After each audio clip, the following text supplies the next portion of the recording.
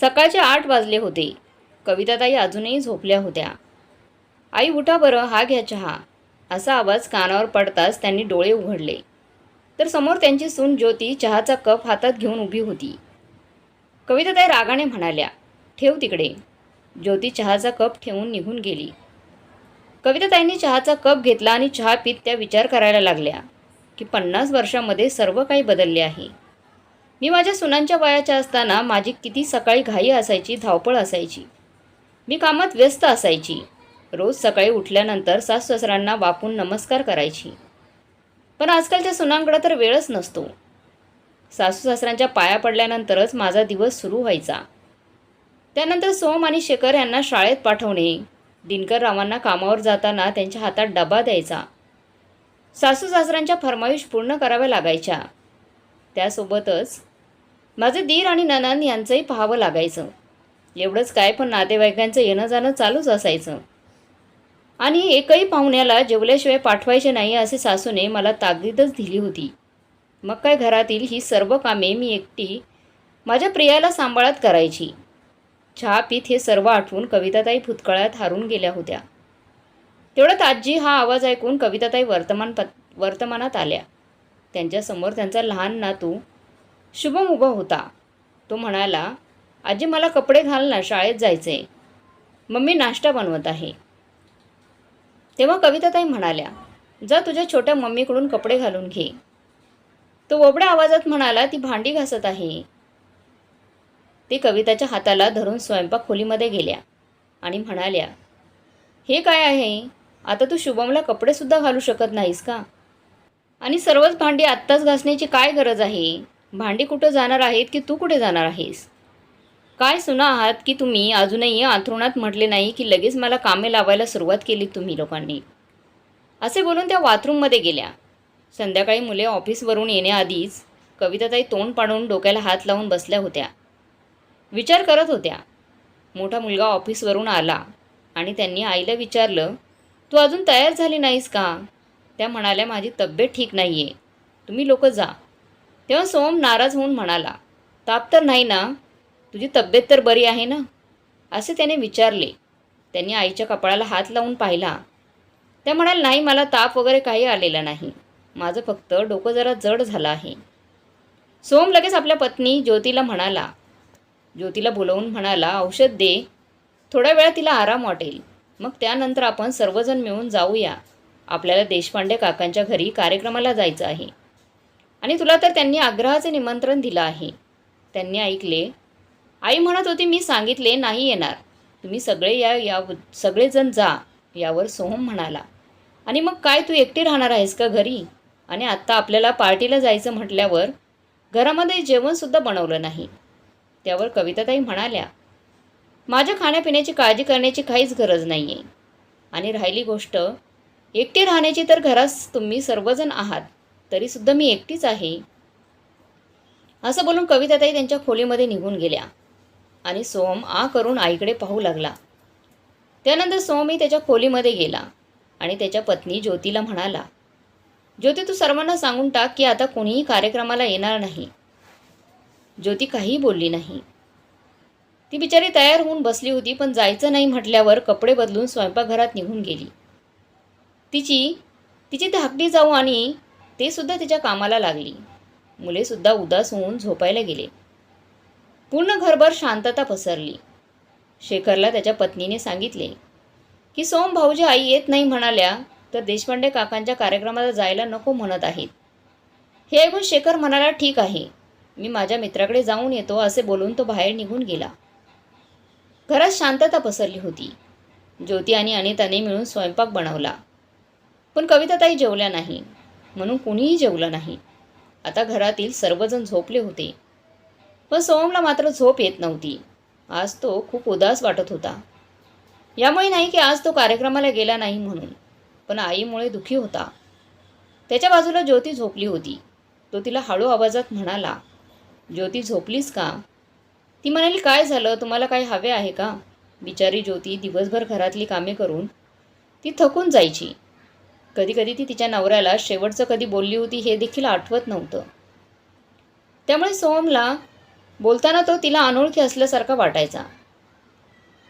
तो सुद्धा रात्री ती गाढ झोपलेली पाहून तिची झोपमोड न करता झोपमोड तो करत नव्हता. तो ज्योतीला म्हणाला, ज्योती, आईला काय झालं आहे गं? ज्योती म्हणाली, आता मला काय माहिती, तुमची आई आहे, तुम्ही जाऊन विचारा आईला.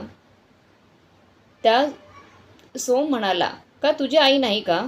ज्योती हसली आणि म्हणाली, जर तुमच्या आईने मला कधी मुलगी समजले नाही तर मग ती माझी आई कशी होऊ शकेल? मी तर फक्त त्यांची सून आहे, तेही बिना हाडामासाची, अगदी मशीनप्रमाणे त्यांच्या सर्व मागण्या पूर्ण करणारी. तो तिला म्हणाला, असे ज्योती बोलू नकोस गं, माझी आई पूर्वी अशी नव्हती. यावर ज्योती म्हणाली, पण लग्न होऊन जेव्हा मी या घरामध्ये पाऊल टाकले तेव्हापासून तर त्या अशाच आहेत, त्या अशाच माझ्याशी वागतात. तो म्हणाला, नाही, माझ्याशी नव्हती, आई तशी नव्हती. ती आता पूर्वीसारखी मनमोकळेपणाने बोलत नाही, तिच्या मनातील कोणाला काही सांगत नाही. नवऱ्याचे बोलणे ऐकून ज्योती लगेच म्हणाली, हो, पण प्रत्येक गोष्टीमध्ये हस्तक्षेप नक्की करतात आणि जरा काही चूक झाली की लगेच काही बोलायला मागे पुढे पाहत नाही. समोरच्या माणसाला काय वाटेल याचा अजिबात त्या विचार करत नाही. कोणाला कशाला? तुमच्या आई मलाच नावं ठेवतात, माझ्या खानदानाचा उद्धार करतात, टोमणे मारतात, पण त्या मोठ्या आहेत म्हणून मी आजपर्यंत त्यांना कधीच उलटून बोलले नाही. सो म्हणाले, हे काय बोलतेस तू ज्योती? ज्योती म्हणते, खरं तेच बोलत आहे. मला सांगा, तुम्ही किती वेळा असे का असता घरामध्ये? दिवसभर मी सर्व काही सहन करते, पण आजपर्यंत तुम्हाला किंवा काही बोलले नाही. आम्ही दोघी सुद्धा एवढे चांगले वागून सुद्धा त्या उगाचच काही कारण नसताना तुम्ही याच्यावेळी तोंड पाडून बसलेले असतात. काही कारण नसताना ज्योती हे सर्व रागाने बोलत होती. तेव्हा सोम म्हणाला, बस कर, आता आई या घरामध्ये सर्वात मोठी आहे. जर ते आपल्या चुकांवर बोट दाखवते तर याचं वाईट वाटून घ्यायचं कशाला? ज्योती म्हणाली, ठीक आहे, आजपर्यंत मला तुम्ही जे काही बोलले त्यावर विश्वास ठेवला आहे. का जाऊ देत, मला आता झोपू द्या. माझी सकाळी रोज पहाटेच्या अंधारामध्येच होते. तुमचं काय, तुम्ही 8 वाजेपर्यंत आरामामध्ये झोपलेले असतात.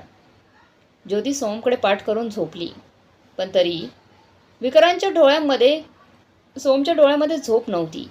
त्याच्या डोळ्यासमोर लहानपणापासून आत्तापर्यंतच्या सर्व आठवणी येत होत्या आणि तो यामध्ये हरवून गेला. सोम जेव्हा 10 वर्षांचा होता तेव्हा त्याच्या बाबांचा मृत्यू झाला. 3 भाऊ बहिणींमध्ये सोम सर्वात मोठा होता. त्यांच्यानंतर सर्वात धाकटी प्रिया होती. बाबा गेले तेव्हा ती 1 वर्षांची होती. नवऱ्याच्या मृत्यूनंतर कविताताईंना खूप मोठा धक्का बसला, पण आपल्या मुलांसमोर त्यांनी ते दुःख कधी दाखवलं नाही, बाहेर येऊ दिलं नाही. कविताताईंसमोर पूर्ण आयुष्य पडलं होतं. आपल्या संघर्षाच्या दिवसांमध्ये पहाट बनवून कविताताईंनी आपल्या आयुष्याच्या गाडीला चालू ठेवली होती. त्यांच्या पतीची जी काही साठवलेली जमापुंजी होती ती त्यांनी आपल्या मुलांच्या शिक्षणासाठी खर्च केली आणि त्यांना असे लायक बनवले की ते आपल्या स्वतःच्या पायावर चांगल्या प्रकारे उभे राहू शकतील. आईने केलेला संघर्ष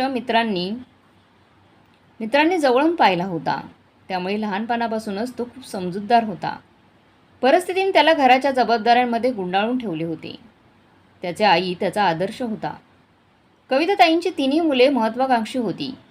त्या दिवशी सोम इंजिनियर झाला तेव्हा कविताताईंना वाटले की त्यांचं आयुष्य सफल झाले. कित्येक वर्षापासून हृदयामध्ये दाबून ठेवलेले दुःख आज बाहेर पडले होते. नवऱ्याच्या फोटोसमोर कविताताई जोरजोरात रडल्या.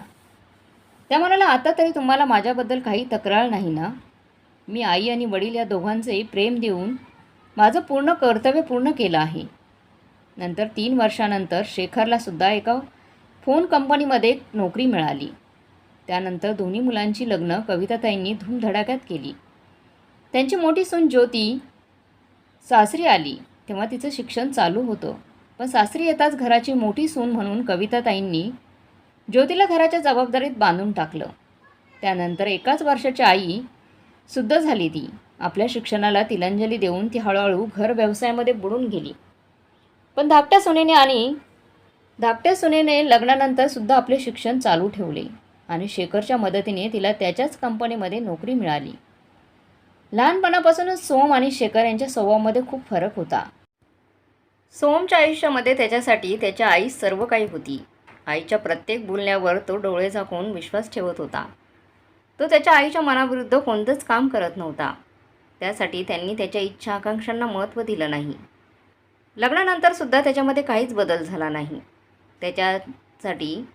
त्याच्यासाठी सर्वात आधी त्याच्या आई होती आणि त्यानंतर पत्नी. शेखरसुद्धा आईवर खूप प्रेम करत होता. पण तो आईचा अंधभक्त नव्हता. आईच्या चुकीच्या गोष्टींचा तो समर्थन कधीच करत नव्हता.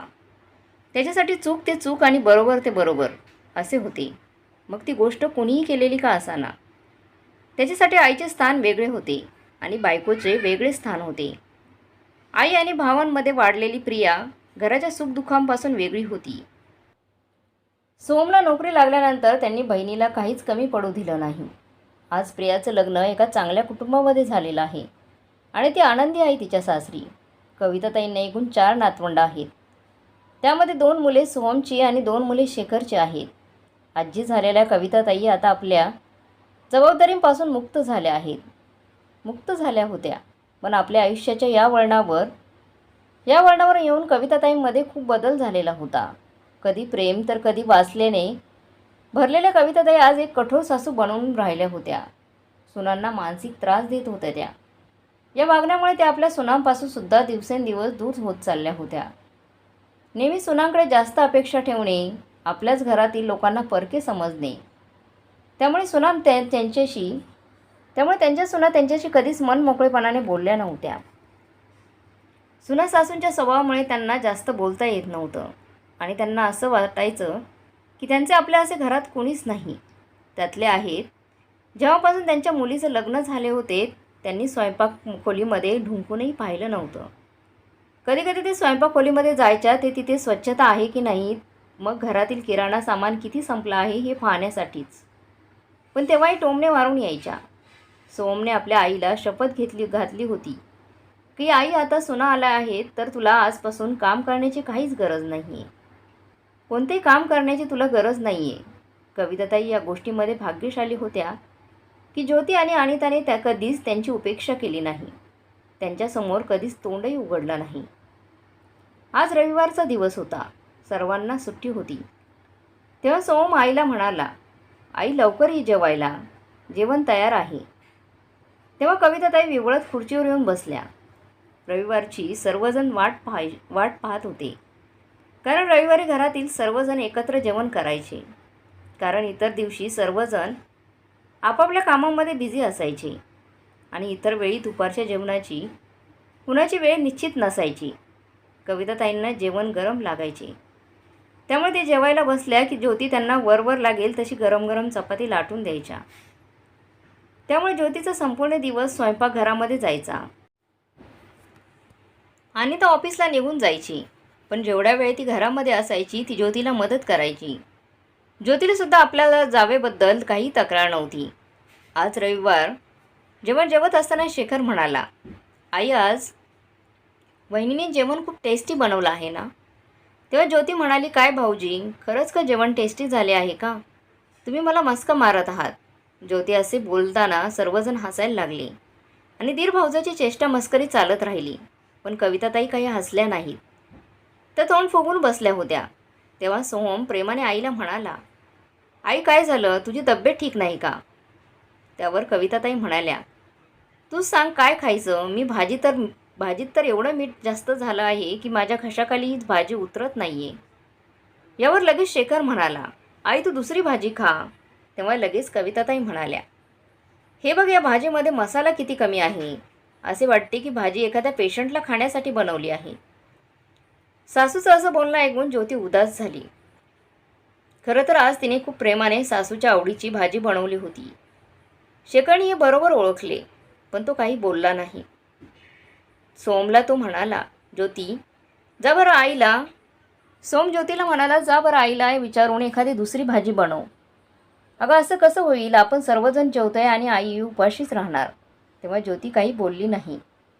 ती अर्धवट जेवण करून उठायला लागली आणि हे पाहून शेखरला राहावले नाही. तो नाराज होऊन म्हणाला, हे असे कसं रे दादा, वहिनी जेवत असताना तिला मध्येच आईसाठी भाजी बनवायला जा असं कसं म्हणतोस तू? वहिनी आता काही बनवू नकोस. एवढं जेवण आहे, आई पुलाव आणि कोशिंबीरही खाऊ शकते. असं बोलून शेखरने त्याच्या बहिणीचे हात पकडून तिला पुन्हा एकदा जेवायला बसवले. तेव्हा सोम म्हणाला, अरे शेखर, तू गप्प बस, जाऊ दे ज्योतीला. शेखर म्हणाला, नाही दादा, वहिनी जाणार नाही. तेव्हा शेखर आईकडे बघून म्हणाला, काय ग आई, आमच्या सर्वांच्या आनंदासाठी आज एक दिवस तू पुलाव आणि कोशिंबीर नाही खाऊ शकत का? नेहमीच तर तुझ्या आवडीचं जेवण बनवत असते ती. आज एक दिवस भाजी बनवताना काहीतरी कमी जास्त झाले म्हणून त्याचा एवढा इश्यू करायची काहीच गरज नाही आहे. आणि आई, तू कधीतरी वहिनींच्या भावनांचा जरा तरी कदर करत जा. मला एक विचारायचं आहे. ज्योती वहिनी नेहमी सर्वांच्या मागण्या पूर्ण करत असते, पण तिला काय हवं आहे, काय नको आहे, असं कधी कोणीतरी तिला विचारलं आहे का? आता मलासुद्धा पनीरची भाजी आवडत नाही, तरीसुद्धा मी खातोय ना. ते फक्त यासाठी की या क्षणासाठी आपण आठवडाभर वाट बघत असतो, कारण रविवारच्या दिवशीच आपण सर्वजण एकत्र बसून जेवण करतो. आजचे जेवण महत्त्वपूर्ण नाही, पण जेवणाच्या निमित्ताने आपण सर्वजण एकत्र बसून एकमेकांच्या खूप जवळ येतो. दादा, तू पाहिलंस ना, मी जरा वहिनींचं कौतुक केलं तेव्हा वहिनींचा नाराज झालेला चेहरा किती खुल्ला होता. हे ऐकून सोम रागाने म्हणाला, शेखर, तुला आईबद्दल काहीच कसं वाटत नाही? आई आपल्यासाठी महत्त्वाचीच आहे. महत्त्वाची जर तीच उपाशी पोटी राहिली तर माझ्या तरी घशाखाली कसा घास उतरणार? माझ्याही घशाखाली घास उतरणार नाही. कविताताई आत्तापर्यंत गप्प होत्या, पण हे सर्व ऐकून म्हणाल्या, हे बघा, तुम्ही दोघे माझ्यामुळे अजिबात वाद घालत बसू नका. मीच तर या घराची वादाची मूळ आहे. त्यामुळे मला या घरात राहण्याची इच्छाच नाही आणि ह्यापेक्षा जास्त मी तुम्हाला लोकांना काहीच बोलू शकत नाही. असं बोलून कविताताई जेवणाच्या ताटावरून उठल्या आणि आपल्या खोलीत निघून गेल्या. तेव्हा शेखरची बायको आणि तिच्या नवऱ्याला म्हणाली, शेखरची बायको त्याच्या नवऱ्याला म्हणाली, तिच्या काय गरज होती राईचा पर्वत बनवण्याची? शेखर, हे सर्व तुमच्यामुळे झाले आहे. ज्योतिताईंनी जर भाजी बनवली असती आणि आपण सर्वजण आणखी काही वेळ जेवायचं थांबलो असतो तर काय आभाळ कोसळलं असतं का? शेखर म्हणाला, मग तूच जाऊन का बरं बनवली नाहीस आईसाठी एखादी भाजी? यावर अनिता काहीच बोलली नाही आणि गप्प बसली. शेखर, तू आईसमोर उगाच ज्योतीची बाजू घेत जाऊ नकोस, सोम म्हणाला. तेव्हा शेखर म्हणाला, दादा, तुला माझं बोलणं समजलं नाही. अरे, माझ्या बोलण्याचा हा हेतू नव्हता, पण मी नोटीस केलं आहे, आई प्रत्येक वेळेस उगाच टेन्शनमध्ये असते. साध्या साध्या गोष्टींवर नाराज होते, चांगल्या गोष्टीत चुका काढत राहते आणि आईची ही सवय होऊन राहिली आहे आणि मला अजिबात आवडत नाही. आणि म्हणालो खरा, पण त्याला तू आईसाठी भाजी बनवायची, पण मला या गोष्टींची काहीच गॅरंटी नाही की आईला अनिताने बनवलेली भाजी आवडली असती. दादा, माणसाचं मन जर चांगले नसेल तर त्याला काहीच चांगलं वाटत नाही. शिकवणे असे बोलतात. सोम रागाने म्हणाला, मला ठाऊक आहे आई तुला आवडत नाही. तू म्हणशील तर मी आईला दुसरीकडे कुठे घेऊन जाऊ का? मी जातो आईबरोबर. शेखर म्हणाला, अरे दादा, हे काय बोलतोस तू? तुला काही कळते का? तू शुद्धीवर तर आहेस का? सोम म्हणाला, मी जे काही बोलत आहे ते पूर्ण शुद्धीत राहून बोलते. असे बोलून तो रागाने बाहेर निघून गेला. सर्वांची जेवणाची ताटे टेबलावर तशीच होती. ज्योतीने आणि अनिताने जेवणाची ताटं उचलली. आज या गोष्टीला 2 आठवडे झाले होते. कविताताई त्यांच्या खोलीमध्ये गप्प बसल्या होत्या. त्या दिवशीपासून घरातील सर्व आनंद कुठेतरी हरवला होता. दोन्ही भावांमधील बोलणंसुद्धा कमी झालं होतं. कविताताई नेहमी उदास बसलेल्या असायच्या. सुना एखाद्या मशीनप्रमाणे जीवन जगत होत्या आणि मुले मात्र आपल्या दुनियेमध्ये मस्त होती. आज सकाळी जेव्हा कविताताईंचा मोबाईल वाजला तेव्हा त्यांनी पाहिले की त्यांच्या मुलीचा प्रियाचा फोन आला होता. तिने आईला 2 दिवसांनी 15 दिवसांसाठी माहेरी येत असल्याचं सांगितलं. 2 दिवसांनी मुलगी येणार आहे हे समजल्यावर कितीतरी महिन्यांनी कविताताईंच्या चेहऱ्यावर, ओठावर हसू आलं. त्यांना आता कुठे असे वाटत होते की माझ्या हक्काचं कोणी त्यांच्याकडे येत आहे. माझी मुलगीच अशी एकमेव व्यक्ती आहे, तिच्यासोबत त्या आपलं सुखदुःख वाटून घेऊ शकत होत्या. या घरातील माणसे तर आपल्या मर्जींचे मालक आहेत. कोणाला माझ्याबद्दल काहीच वाटत नाही, असा विचार कविताताई करायला लागल्या. तेवढा त्यांचा नातू शुभम आजीकडे आला आणि त्याने आजीला विचारलं, आजी, कोणाचा फोन होता? तेव्हा त्या आनंदाने म्हणाल्या, अरे बाळा, तुझ्या आत्या येणार आहे. कविताताईंनी शुभमला प्रेमाने जवळ घेतलं इतर वेळी आजी त्याला कधीच प्रेमाने बोलत नव्हती, जवळही घेत नव्हती. आणि आज आजी जेव्हा शुभाला प्रेमाने बोलल्या तेव्हा तो चकित होऊन आजीकडे पाहू लागला आणि पटकन धावत जाऊन आपल्या आईकडे गेला. संध्याकाळपर्यंत सर्वांना माहीत झालं होतं की प्रिया पुण्याहून येत आहे. त्यामुळे सर्वजण खुश होते, पण कोणी काही बोलले नाही. घरातील वातावरण शांत होते. दोन्ही भाऊ हॉलमध्ये बसले होते. कविताताईसुद्धा तिथेच बसल्या होत्या आणि ताई आत्ताच ऑफिसवरून थकून आली होती. ती सुद्धा एका कोपऱ्यावर खुर्चीवर बसली होती.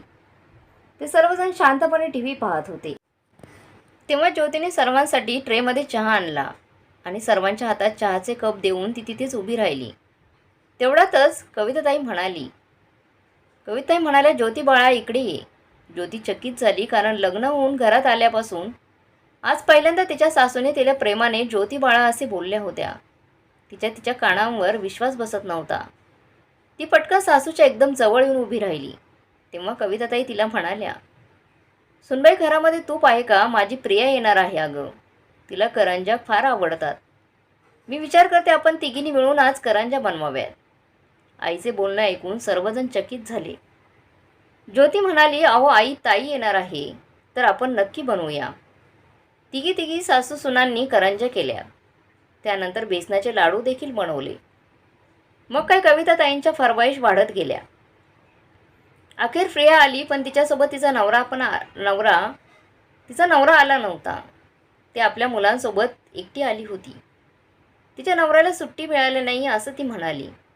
लग्नानंतर प्रिया 2 वर्षांनी पहिल्यांदाच माहेरी आली होती. घराचे पूर्ण वातावरण बदलले होते. कविताताई दिवसभर प्रिया आणि तिच्या मुलांसोबत व्यस्त राहायच्या. प्रिया तिच्या आईच्या खोलीमध्ये झोपायची. त्यामुळे रात्री बऱ्याच उशिरापर्यंत त्या दोघी गप्पा मारायच्या. एके दिवशी कविताताई घरातील सर्वांसमोर आपल्या मुलीला म्हणाल्या, तू जाताना मी सुद्धा तुझ्यासोबत येईन म्हणते. आईचे बोलणे ऐकून सोम आणि शेखर चकित झाले. ते काहीच बोलले नाहीत. प्रियाला येऊन आता 5-6 दिवस झाले होते. प्रियाने सुद्धा आईमध्ये झालेला बदल ओळखला होता. तिने हेही पाहिले की तिच्या आई जेवढे तिची काळजी करत होती, त्यांना तेवढी काळजी कोणाचीच वाटत नव्हती.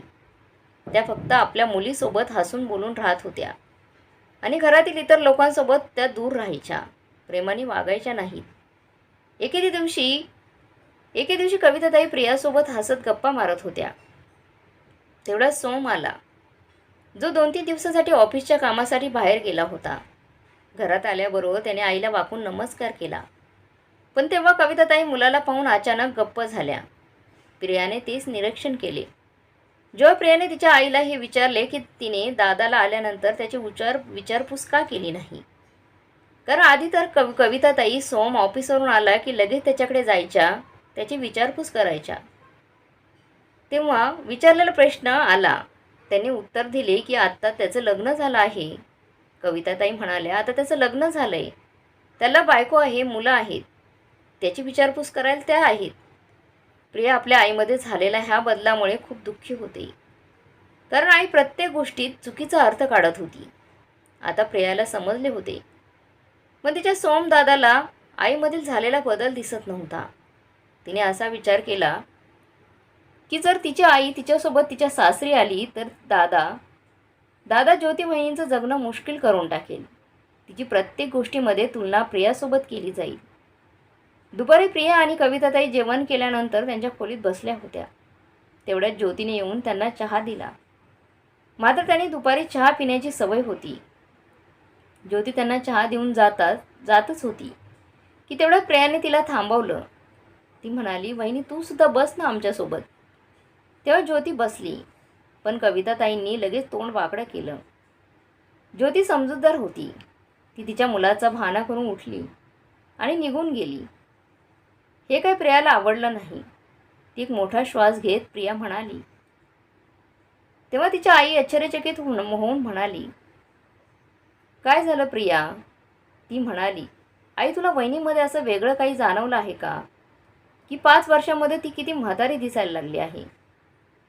प्रियाचा उदास चेहरा पाहून कविताताईंनी विचारलं, तुला कोणी काही बोललं आहे का? तेव्हा ती म्हणाली, नाही ग आई, पण मला एका गोष्टीचं दुःख आहे की मला मला तुझ्याप्रमाणे या घरामध्ये एखाद्या पाहुण्याप्रमाणे राहायचं नाही आहे. कविताताई म्हणाल्या. याचा काय अर्थ आहे? प्रिया म्हणाली, हो आई, मला इथे येऊन 1 आठवडा झाला आहे. पण या घरामध्ये तुला सोडले तर काहीच बदल दिसत नाही. घरात फक्त तू बदलली आहेस आई. तुला याची जाणीव आहे का? तुझ्या मुलांसारखी मुले खूप कमी आईवडिलांना लागतात, भेटतात. अगं तुझ्या दोन्ही सुना तुझ्या इशाऱ्यांवर नाचतात. तुझ्यापुढे तोंड उघडण्याची त्यांची हिंमत नाही. आई तू किती सुखात आहेस याची तुला काहीही कल्पना नाही. आणि हे सर्व तुझ्या कष्टाचं फळ आहे. तेव्हा कविताताई म्हणाल्या, नाही बाळा, तुला ठाऊक नाही. हे जे काही करतात ते आपलं कर्तव्य म्हणून करतात. इथे कोणाला माझ्याबद्दल काही प्रेम वगैरे काही नाही आहे. मला या सर्वांच्या नजरेमध्ये परकेपणा दिसतो. असे कविताताई उदास होऊन म्हणाल्या. प्रिया आईला म्हणाली, मला सांग आई, हे 5 वर्षांमध्ये तू कधी ज्योती वहिनी तुला तुझी मुलगी दिसली का? ज्योती वहिनींमध्ये का की तू तिला किती वेळा प्रेमाने बेटी म्हणून तिच्या डोक्यावर हात फिरवलाय? कधी तिला तिच्या काय इच्छा आहे ते विचारून तू जाणून घेण्याचा प्रयत्न तरी केलाय का? कधी तिच्या भावनांना समजून घेतलंस का? मग तू कशी त्यांच्याकडून अपेक्षा करू शकतेस की त्यांनी तुला आई समजावं आणि त्यांच्या मनात तुझ्याबद्दल प्रेम असावं? अगं आई, प्रेम दिलं तरच प्रेम मिळते. कविताताई हैराण होऊन प्रियाकडे पाहू लागल्या. प्रिया पुढे म्हणाली, तू उगाचच तुझ्या सुनांचा तिरस्कार करतेस आई. त्यामुळे आई, एक दिवशी तू तुझ्या दोन्ही मुलांना दुरवशील, गमावशील. दोन्ही मुलं तुला मनापासून बोलणार नाही तुझ्याशी. आई, तुझे सर्व जीवन कष्ट आणि संघर्षामध्ये गेलं आहे. मग ते तू कष्ट कोणासाठी केलं? कुणासाठी केलं? तुझ्या मुलांसाठीच ना.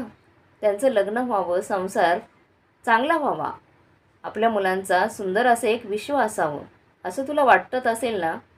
मग आज जेव्हा ते आपल्या संसारामध्ये दमले आहेत, जगत आहेत, मग याचे तुला दुःख का होत आहे? यावर कविताताई म्हणाल्या, माझ्या भावनांना समज बाळा. मी माझं आयुष्य स्वतःला विसरून तुम्हा मुलांकडे पाहून घालवले. मी आईच्या कर्तव्यासोबत बापाचे कर्तव्यसुद्धा निभावले आहे. मग एवढं सर्व करूनही जर मी माझ्या मुलांमधून थोडीशी अपेक्षा करू शकते तर मग हा माझा अधिकार नाही का? प्रिया म्हणाली, आई, नक्कीच तुझ्या मुलांवर आणि सुनांवर अधिकार आहे. पण यालाही काही लिमिट असते, सीमा असतात. अगं आई, तुझ्या सुना लाखात एक आहेत. खूप कमी सासवांना अशा सुना मिळतात. तू विनाकारण त्याच्या चुकात काढत बसलीस, त्यांच्यावर बंधनं घालत बसलीस, तर एक दिवस असा येईल की तुझी मुलं आपापल्या बायकांना घेऊन वेगळं राहतील. मग तेव्हा तू काय करणार आहेस? बाबा गेल्यानंतर तुझा एकटेपणा सहन केला. तू एकटेपणात राहिली. त्यापेक्षा हा एकटेपणा भयंकर असेल तुझ्यासाठी. मला ठाऊक आहे तुझ्या सुनांकडून काय अपेक्षा आहेत. तुला असं वाटतं की तू जसा सासरवास सहन केला तसा वहिनींनी सासरवास सहन करावा. नवऱ्यासोबत जेवायला बसू नये. नेहमी दोन्ही सुनांचा डोक्यावर पदर असावा. रोज सकाळी उठल्यावर तुला तुझ्या सुनांनी वाकून नमस्कार करावा. हेच ना. पण आई, आता जमाना बदलला आहे. कविताताई आपल्या मुलीच्या चेहऱ्याकडे आश्चर्यचकित होऊन पाहत होत्या, कारण तिने त्यांच्या मनातील बरोबर ओळखले होते. प्रिया म्हणाली, आम्ही बरोबर बोलते आहे ना आई? ह्याच अपेक्षा आहेत ना तुझ्या? आई, मला सांग, माझ्या सासूबाईंनी मला जर असा त्रास दिला तर तुला आवडेल का? त्यावर कविताताई या गोष्टीवर रडायला लागल्या. पण आईचे अश्रू पाहून प्रिया रडली नाही. ती पुढे म्हणाली, काय जर तू तुझ्या सुनांना, ज्या तुझ्या प्रत्येक सुखदुःखाचा भाग आहे, त्यांना तू आपली मुलगी मानू शकली नाहीस, तर मग तुझ्या जावयाला तू माझा मुलगा कसा म्हणू शकशील? तू तुझा मुलगा कसा म्हणू शकतेस? अगं, तो तर तुझ्या कधी नजरेसमोरही नसतो. आणि आई, मी तुला माझ्यासोबत पुण्याला येऊ नको असं म्हणत नाही. मलाही वाटते की माझ्या आईने माझ्याकडे येऊन राहावं. पण तू या घरातील या माणसांना कंटाळून माझ्याकडे आलीस तरी मला अजिबात आवडणार नाही, चांगलंही वाटणार नाही. अगं, ते माझे भाऊ आहेत आणि तुझ्यासोबत मला त्यांच्याही सुखदुःखांची मला काळजी आहे. सोमदादा तुला खूप मान सन्मान देतो. त्याचा आत्मसन्मानाबद्दल तुझ्यामध्ये बसतो. तुझा आत्मसन्मान तो ठेवतो. दादा तुझ्यासाठी काहीही करेल. पण त्याच्याविरुद्ध शेखर दादा आहे. तो फक्त कुणी एकासाठी पूर्ण परिवाराला कधीच सोडून देणार नाही. मग त्या जागी तू असू देत किंवा अनिता बहिणी असू देत. आई, हे घर तुझं आहे आणि घरामध्ये जेवढी माणसं आहेत ती सर्व तुझीच आहेत. मग तूच आपल्या माणसांना स्वतःपासून दूर का करत आहेस? तेव्हा कविताताई अचानक उठल्या आणि बाहेर गेल्या. त्या प्रिया मागून म्हणाली, आई, मला माहिती आहे तू माझ्या बोलण्याचा अर्थ वेगळा काढशील आणि आजपासून मलाही परक समजशील. या गोष्टीला आज 3 दिवस झाले. दोघी मायलिकीमध्ये याबद्दल पुन्हा काहीही बोलणं झालं नाही. कविताताई एकदम गप्प झाल्या होत्या. 2 दिवसांनी प्रिया तिच्या सासरी जाणार होती. नणंद जाण्याची तयारी चालू होती. तिला जाताना सोबत नेण्यासाठी वेगवेगळे पदार्थ बनवले जात होते. त्याचा सुगंध घरभर पसरला होता. कविताताई आपल्या खोलीमध्ये विचार करत बसल्या होत्या. तेवढा तिथे सोम आला आणि म्हणाला, आई, तू परवा पुण्याला जात आहेस. तिकडे खूप थंडी असेल. तुझ्यासाठी गरम कपडे आणले आहेत. बॅगमध्ये ठेव. कविताताई काहीच बोलल्या नाही. नाही म्हटल्यावर सोम तिथून निघून गेला. पूर्ण दिवस कसा गेला समजला नाही. रात्री सर्वजण एकत्र जेवण करण्यासाठी बसले होते. शेखर म्हणाला, आई, तू तुझे सामान पॅक केलेस की मी तुला पॅक करायला मदत करू? तिकडे तू तुझी काळजी घे, नाहीतर आजारी पडशील. आणि आता जा आणि लवकर झोप. तुला सकाळी लवकर उठायचं आहे. आणि हो, आठवड्यात 2दा फोन नक्की कर, नाहीतर आम्हाला काळजी वाटेल. पण तेवढ्यातच कविताताई म्हणाल्या, मी कुठेही जाणार नाही ना. मी कुठेही जाण्यासाठी सामान पॅक करणार आहे. मी माझ्या मुले आणि सुनांना, नातवंडांना सोडून कधीच जाणार नाही. असं बोलून सर्वच आश्चर्यचकित झाले. प्रिया लगेच म्हणाली, मला ठाऊक होतं आई, तू असंच करणार. पुन्हा त्याच प्रत्येक गोष्टीचा उलट अर्थ काढणार, वेगळा विचार करणार. त्यावर कविताताई म्हणाल्या, बाळा, काही नाही, तू बोलली आणि मला माझी चूक समजली. प्रिया, माणूस जेव्हा झाडावर उलटा लटकला जातो ना, तेव्हा त्याला सर्व जग पूर्ण उलटेच दिसते. बदल आपल्या आत होत असतो, पण आपल्या आजूबाजूला असणारे लोक आपल्याला बदलल्यासारखे वाटतात. प्रिय, ज्योती आणि सोम मुलांनो, मला माझ्या सासूने खूपच त्रास दिला होता जेव्हा मी या घरात सून म्हणून आली होती. त्या काळामध्ये जेव्हा मी या घरात सून म्हणून आले, म्हणून मीही माझ्या सुनांशी, मला त्रास झाला म्हणून मग मीही माझ्या सुनांशी तसंच वागत गेले. पण मी हे बघितलं नाही, माझ्या सुना तर मला फारच जीव लावतात, तरी मी त्यांच्याशी चुकीचं वागत गेले. त्यांनी ज्योती आणि अनिताची दोन्ही सुनांची माफी मागितली आणि म्हणाल्या, खरं तर मी नशिबान आहे. आजच्या या कलियुगात मला तुमच्यासारख्या समजूतदार सुना मिळाल्या. सोम आणि शेखरलाही खूप आनंद झाला. मग दुसऱ्या दिवशी प्रिया तिच्या सासरी जायला निघाली. तेव्हा कविताताई तिला म्हणाल्या, मला तर असे वाटत आहे की पहिल्यांदाच घडले असेल की नेहमी आई मुलीला सासरी जाताना सासू सासऱ्यांशी कसं वागायचं हे शिकवते. पण आज मला माझ्याच मुलीमुळे समजलं की आईने सासू म्हणून आपल्या सुनांसोबत कसं वागावं. त्यापुढे म्हणाल्या, खरं तर माझ्या इतकी नशिबान कोणी नाही ज्यांना माझ्या मुलांप्रमाणे समजूतदार मुले आणि सुना आहेत. असं बोलल्यानंतर प्रिया आईला येऊन घट्ट मिठी मारते. प्रिया आईला म्हणते, आई, तू खरंच खूप चांगला निर्णय घेतला आहेस. सोम म्हणतो, आई, तुला आम्ही कधीही अंतर देणार नाही. असं म्हणून सर्वजण जेवण करतात, आनंदाने जेवण करतात आणि प्रिया तिच्या माहेरी निघून जाते. आणि मग कविताताईंनी तिचे 2 मुलं, सुना आणि नातवंडांसोबत सुखाने राहू लागतात. तर मग मित्रमैत्रिणींनो, प्रियाने आपल्या आईला दिलेली मोलाची शिकवण तुम्हाला कशी वाटली कमेंट बॉक्समध्ये नक्की कळवा. आणि आजची कथा चांगली वाटली असेल तर लाईक, शेअर, सबस्क्राईब नक्की करा. धन्यवाद.